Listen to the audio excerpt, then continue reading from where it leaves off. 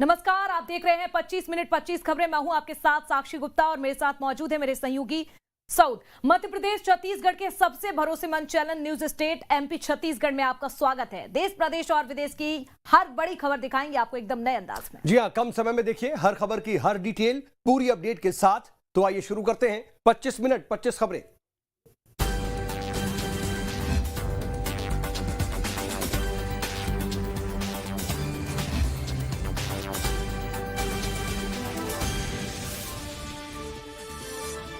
CM doctor Mohan Yadav ने श्योपुर का दौरा किया और इस दौरान वीरपुर में वन प्रबंधन समितियों के सम्मेलन में शामिल हुए। साथ ही सीएम डॉक्टर मोहन यादव ने करोड़ों के विकास कार्यों की सौगात दी, जिसके बाद सीएम डॉक्टर मोहन यादव ने संबोधित किया। वहीं सीएम डॉक्टर यादव ने कांग्रेस पर निशाना साधा। युवाओं के लिए 4 करोड़ 34 लाख की लागत से शासकीय कॉलेज ढोडर, जोरदार अभिनंदन करो। युवाओं के लिए ये सौगात मिली है। 3 करोड़ 78 लाख की लागत से श्योपुर एवं उच्चतर माध्यमिक विद्यालय शेषईपुरा में इसका उन्नयन का काम किया गया। अभिनंदन करो ये नए काम के लिए। 1.31 करोड़ की लागत से विजयपुर के अंदर अनुविभागीय कार्यालय का भी आज उद्घाटन किया गया, जहां हमारे एसडीएम बैठेंगे। जोरदार ताली बजाओ एसडीएम के इस नए कार्यालय के लिए।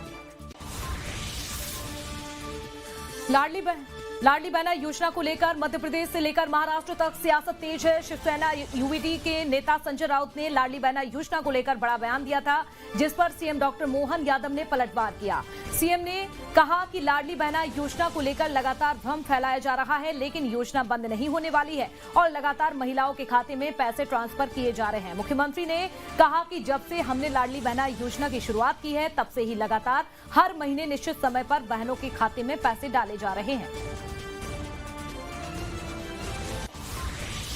ये योजना पूरे देश में कहीं भी सफल नहीं। ये राजनीतिक खेल है पूरा। बाकी में मध्य प्रदेश है, आप जाकर देखिए योजना शुरू है या नहीं। वहाँ के जो वित्त सचिव है उनका आदेश देखिए आप क्या है। ये बहुत ही इनवैलिड एक योजना है जो फलदायी नहीं होगी और पूरी अर्थव्यवस्था चरमरा जाएगी और गई है। मध्य प्रदेश एक ऐसा राज्य है, वहाँ इस प्रकार की योजनाएं बहुत चलाई और आज ये लाडली बहन योजना वहाँ भी बंद हो गई है। तो महाराष्ट्र में कौन से हिसाब से चलेगी? अभी लाडली बहन योजना और 1 महीना चलाएंगे, बाद में बंद कर देंगे। पैसा कहाँ है, किसके पास है? सेना के प्रवक्ता ने कहा कि लाडली बहना के खाते में पैसे नहीं आ रहे हैं और हमने योजना बंद कर दी है। मैं आपके माध्यम से बताना चाहूँगा कि जरा संजय राउत मध्य प्रदेश में आके देखो 1 करोड़ 29 लाख बहनों के खाते में कैसे पैसे जा रहे हैं। और जब से योजना हमने लाडली बहना चालू की है, लगातार हर महीने हर निश्चित समय पर सारी की सारी बहनों पर इस वर्ष तो और आनंद की बात रही है। हमने हमारी 500 साल पूर्व की साम्राज्य वीरांगना रानी दुर्गावती की जयंती के अवसर पर एक साथ पूरे प्रदेश की 1 करोड़ 29 लाख बहनों के खाते में 5-5 हजार की राशि डाली। शिवसेना उद्धव गुट के नेता संजय राउत के खिलाफ मध्य प्रदेश में बीजेपी ने मोर्चा खोल दिया है। भोपाल में बीजेपी महिला मोर्चे के कार्यकर्ताओं ने भोपाल क्राइम ब्रांच पहुंच करके संजय राउत के खिलाफ ज्ञापन देकर एफआईआर दर्ज करने की मांग की। बीजेपी महिला मोर्चा ने संजय राउत पर लाडली लक्ष्मी योजना को लेकर अफवाह फैलाने का आरोप लगाया है। हम संजय राउत जी शिवसेना के जो कांग्रेस की मानसिकता रखने वाले, उनके खिलाफ एफआईआर करवाने आए हैं, क्योंकि उन्होंने जो मध्य प्रदेश में लाडली बहना का बंद होने का जो आरोप लगाया हमारी सरकार के खिलाफ, ये सबसे गलत बात है। क्योंकि ये आरोप है, ये कुछ भी जो सोचते हैं, जो राहुल गांधी बोलते हैं उस तरह से वो भी कुछ भी उठा बोल देते हैं कि भाई बंद हो गई योजना। यहाँ योजना चल रही है, 10 तारीख को पैसा आना रहता है, लेकिन देखिए त्यौहार के होते हुए 6 तारीख को पैसा आ गया। हमारे पास बहनें हैं, 5 और 6 को पैसा आ गया बहनों के अकाउंट में। और ये लाडली बहना योजना आगे भी चलती रहेगी। मोहन यादव जी ने जिस तरह से नरेंद्र मोदी जी और शिवराज जी की योजनाओं को आगे पहुंचाया है, वो हमेशा प्रयास कर रहे हैं बहनों को आगे ले जाने में। तो ये गलत आरोप जो संजय राउत जी लगा रहे हैं, बहुत गलत बात है।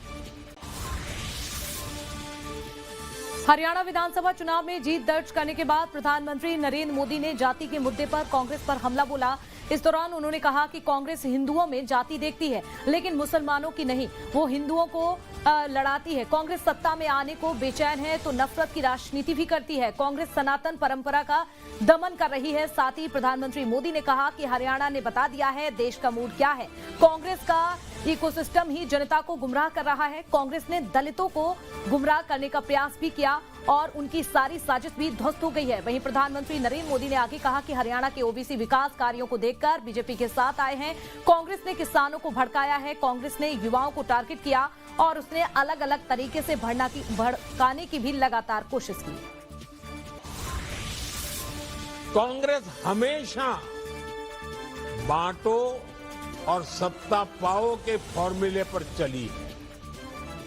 कांग्रेस ने बार बार ये सिद्ध किया है कि वो एक गैर जिम्मेदार दल बन गया है। वो अभी भी देश को बांटने के लिए नए नए नैरेटिव गढ़ रही है। कांग्रेस समाज को बांटने का फॉर्मूला लाती रहती है। कांग्रेस का फॉर्मूला साफ है कि मुसलमानों को डराते रहो, उनको भय दिखाओ, उनको वोट बैंक के कन्वर्ट करो और वोट बैंक को मजबूत करो।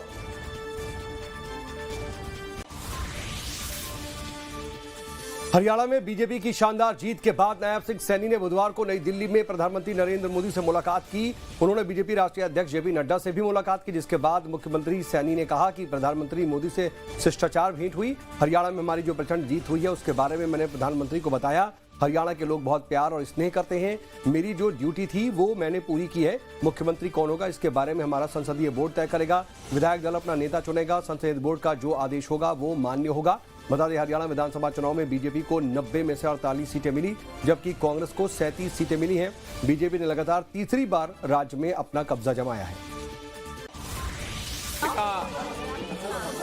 जो श्रेय है वो श्रेय आदरणीय नरेंद्र मोदी जी को जाता है, जिन्होंने पिछले 10 वर्षों में ऐसी नीतियां, ऐसी योजनाएं चलाई हैं जिसका लाभ गरीब व्यक्ति को भी मिल रहा है, जिसका लाभ किसान को भी मिल रहा है, जिसका लाभ युवा को भी मिल रहा है और जिसका लाभ महिला को भी मिल रहा है। इस प्रकार की योजनाएं आदरणीय मोदी जी ने वो हर वर्ग के लिए चलाई हैं।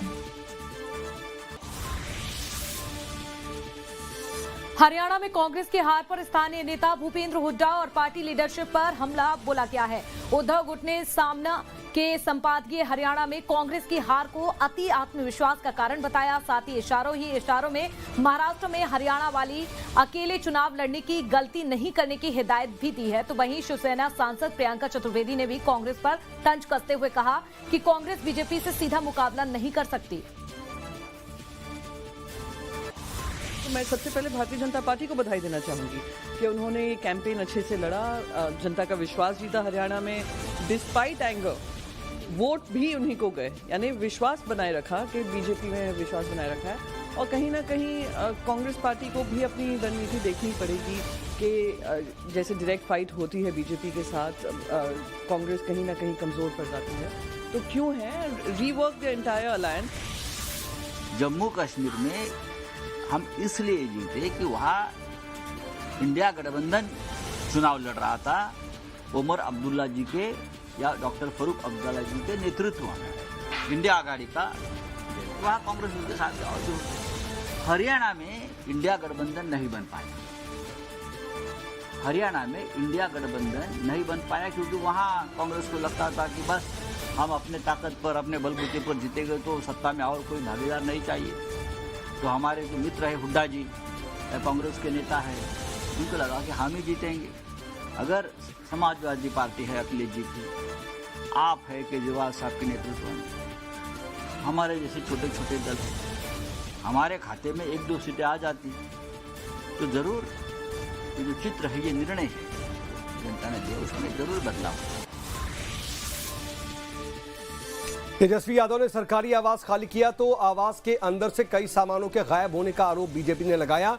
यह आरोप कुछ वैसा ही था जैसा यूपी के पूर्व सीएम अखिलेश यादव पर अपने सरकारी आवास को खाली करने के बाद लगा था। अपने ऊपर लगे आरोपों पर पहली बार तेजस्वी यादव की प्रतिक्रिया भी सामने आई। उन्होंने इस पूरे प्रकरण पर अपनी सफाई दी और बीजेपी पर पलटवार किया। तेजस्वी यादव ने कहा कि बीजेपी को आरजेडी और मुझसे डर है और बीजेपी मेरी छवि खराब करना चाहती है, इसलिए ऐसे आरोप लगाए जा रहे हैं। हम तो कहते हैं भाई जांच एजेंसियां तुम्हारी है, ईडी सीबीआई ले आओ। हम तो चैलेंज ठोक के बोलते हैं तुम्हारी ईडी सीबीआई कहाँ है।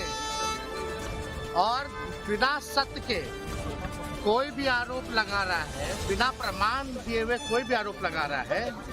भवन निर्माण विभाग को क्या बोला भाई, क्यों नहीं भवन, कोई भी एड़ू गेड़ू आकर के बयान देते रहे और आप लोग भी चला दे रहे हैं किसी के भी आरोप को। ये सरासर ठीक नहीं है। वेरीफाई करके चीजों को जो है पेश करना चाहिए। यूपी की 10 सीटों पर उपचुनाव के लिए समाजवादी पार्टी ने कमर कस ली है। बुधवार को सपा ने 6 सीटों पर अपने प्रत्याशियों का ऐलान कर दिया है। करहल से तेज प्रताप यादव और सीसामऊ से नसीम सोलंकी को प्रत्याशी बनाया गया।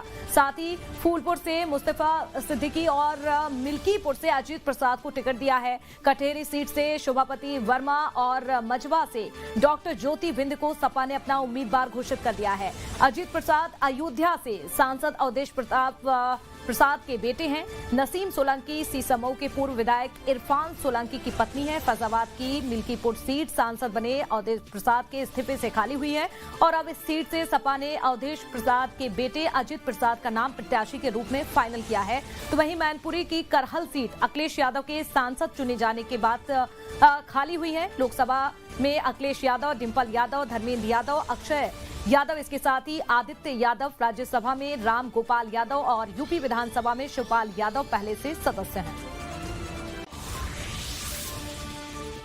महिला अपराध को लेकर के एमपी कांग्रेस ने बेटी बचाओ अभियान की शुरुआत की है। राजधानी भोपाल में पूर्व मंत्री पीसी शर्मा के नेतृत्व में कांग्रेस कार्यकर्ता उपवास पर बैठे हैं।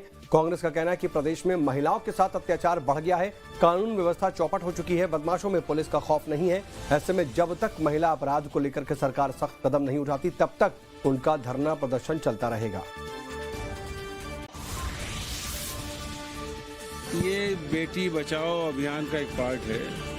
ये नवरात्रि का पर्व चल रहा है, जगह जगह कन्याएं पूजन हो रही। कल जयवर्धन सिंह जी हमने यहाँ कन्याओं का पूजन किया था। ये देवी स्वरूप है, इन्हीं देवियों के साथ दुष्कर्म हो रहा है और सरकार हाथ पे हाथ रख के बैठी है। कोई ठोस कदम नहीं उठा पाई। ये गांधीवादी तरीके से ध्यानाकर्षण है और हमारी मांग है कि फांसी की सजा काफ़ी नहीं है, फांसी पे लटकाओ और लटकाने के बाद उसको वायरल करो कि दुष्कर्मी था, इसलिए इसको फांसी दी गई है। राजधानी भोपाल में मिली 1814 करोड़ की एमडी ड्रग्स के बाद मामले में लगातार जांच की जा रही है और नए खुलासे भी होते जा रहे हैं। भोपाल पुलिस ने ड्रग तस्कर अमित चतुर्वेदी के एक और ठिकाने पर छापेमारी कार्रवाई की है। अमित चतुर्वेदी के गोदाम से पुलिस को हजारों लीटर केमिकल समेत ड्रग्स भी तैयार करने का 300 करोड़ का रॉ मटेरियल बरामद हुआ है। फिलहाल भोपाल कमिश्नर के निर्देश पर कार्रवाई की गई है।